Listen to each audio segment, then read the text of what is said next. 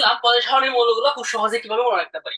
এখন হচ্ছে আমরা দেখে নিব এই যে পদের সারণীর 118টি মৌল, এই টোটাল 118টি মৌল পদের সারণীর কোথায় কিভাবে আছে, এই জিনিসগুলো হচ্ছে আমরা একটু বিস্তারিত দেখে নিব। আমরা প্রথমে দেখবো গ্রুপ নাম্বার ওয়ান। এই গ্রুপ নাম্বার ওয়ান যাকে আমরা বলতেছি হচ্ছে ক্ষারজাত গ্রুপ, তারা হচ্ছে কি এস ব্লকের মৌল। এই গ্রুপ ওয়ান এবং হচ্ছে গ্রুপ টু, এই গ্রুপ ওয়ান এবং হচ্ছে কি গ্রুপ ওয়ান এবং হচ্ছে টু তাকে আমরা বলতে হচ্ছে কি এস ব্লকের মৌল। তার মানে হচ্ছে কি এই যে এই দুইটা গ্রুপে যে মৌলগুলো আছে তারা হচ্ছে কি এস ব্লকের মধ্যে অবস্থিত।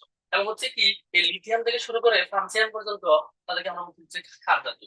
তো এই যে দেখো পজিশনের মধ্যে বিভিন্ন কালার দিয়ে দিয়ে হচ্ছে মৌলগুলো হচ্ছে ডিফাইন করা আছে। যে এই যে এখানে অ্যালকালি মেটাল হচ্ছে কারা, তাদেরকে হচ্ছে আমরা একটু হালকা রেড কালার দিয়ে হচ্ছে কি ডিনোট করতেছি। তারপরে আমাদের অ্যালকালাইন আর্থ বা মৃৎ ধাতু কারা, বেরিলিয়াম থেকে শুরু করে রোডিয়াম পর্যন্ত, এদেরকে হচ্ছে আমরা অন্য একটা কালার দিয়ে হচ্ছে কি ডিনোট করতেছি। তারপরে আমাদের হচ্ছে গ্রুপ নাম্বার 3 থেকে শুরু করে গ্রুপ নাম্বার 12 পর্যন্ত, এই যে 3 থেকে শুরু করে গ্রুপ নাম্বার 12 পর্যন্ত যে মৌলগুলো আছে তাদেরকে আমরা বলতেছি হচ্ছে কি পিওর মেটাল, অথবা হচ্ছে কি ট্রানজিশনাল মেটাল। এদেরকে হচ্ছে আমরা হলুদ ব্যাকগ্রাউন্ড দিয়ে হচ্ছে কি বোঝাইতেছি। তাহলে এই 3 থেকে 12 পর্যন্ত হচ্ছে কি আমাদের পিওর মেটাল, অথবা হচ্ছে কি ট্রানজিশনাল মেটাল, অথবা অনেক সময় আমরা হচ্ছে অবস্থান্তর ধাতু বলি, বাট সবগুলো অবস্থান্তর না, কোনগুলো অবস্থান্তর না এগুলো হচ্ছে আমরা একটু পরে দেখে নিই।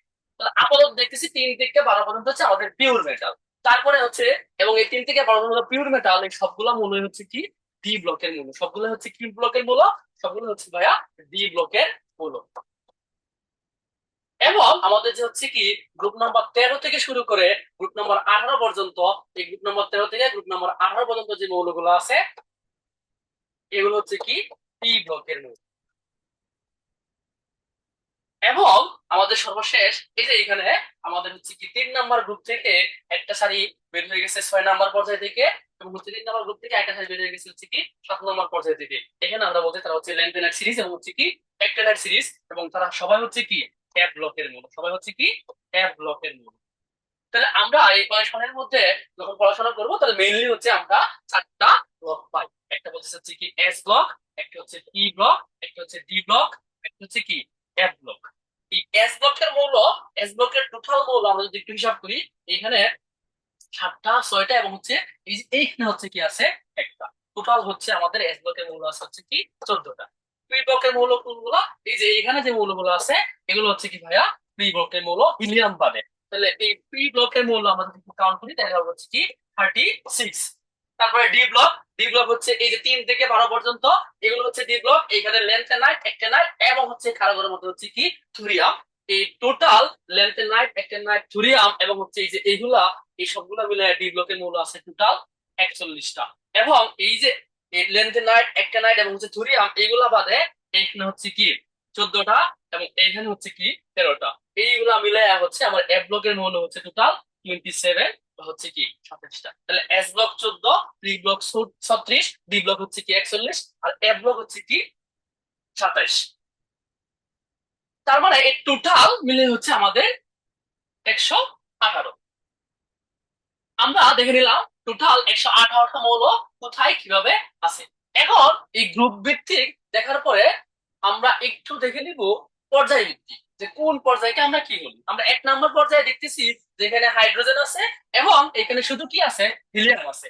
এই জন্য এই 1 নাম্বার পর্যায়ের মধ্যে মৌল আছে হচ্ছে টোটাল 2টি, এবং তার একটা নাম আছে যাকে আমরা বলি হচ্ছে কি অতি সংক্ষিপ্ত পর্যায়। তারপরে আমাদের পর্যায় নাম্বার 2 এবং হচ্ছে পর্যায় নাম্বার 3, এখানে টোটাল প্রত্যেকটা পর্যায়ে মৌল আছে হচ্ছে কি 8টি করে, 8 + 8। এখানে আমরা একটা নাম দিচ্ছি যাকে বলতেছি হচ্ছে কি সংক্ষিপ্ত পর্যায়, যেহেতু 8টি করে মৌল আছে।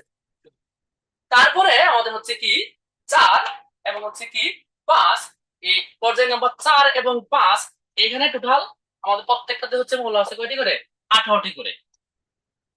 18 + 18, এই 4 এবং 5কে আমরা বলতেছি হচ্ছে কি আদর্শ গ্রুপ। এবং সর্বশেষ 6 এবং হচ্ছে কি 7, এই 6 এবং 7-এর মধ্যে 6 এবং 7 প্রত্যেকটা পর্যায়ে মৌল আছে টোটাল হচ্ছে কি 32টি করে। যেহেতু এখানে 32টি করে মৌল আছে, তার মানে অনেক বেশি সংখ্যক একটা পর্যায়ের মধ্যে মৌল।